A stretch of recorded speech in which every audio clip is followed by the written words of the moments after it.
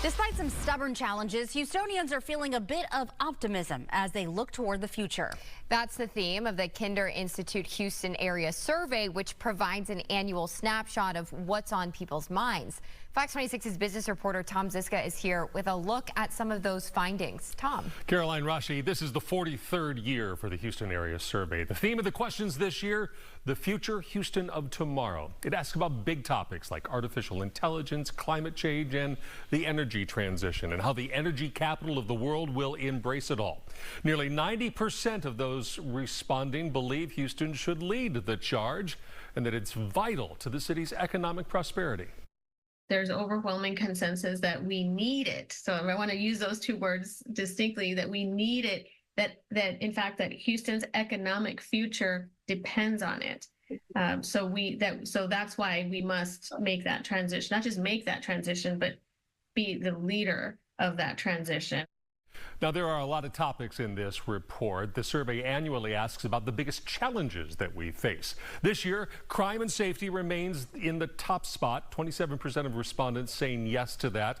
22% say affordable housing is on the list, and 21% point to the economy.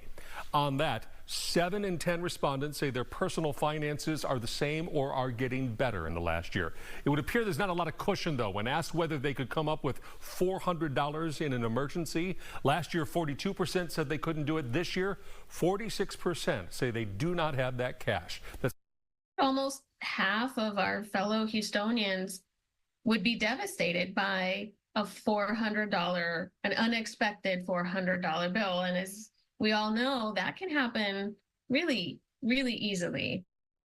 We all know that. Finally, some data points of interest. Support for greater investment in public education continues to grow. 70% say schools need significantly more money, and artificial intelligence. It's become more than a buzz term in the last year.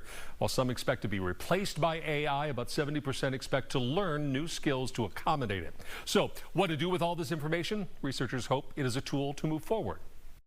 We can use this information to shape Houston's future because we believe that those efforts to shape the future are much better if they're well informed.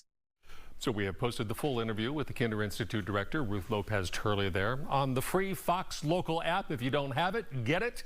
And if you'd like to see the full report, I have a link of that on my Facebook page. Watching Your Money, I'm Tom Zizka, Fox 26 News.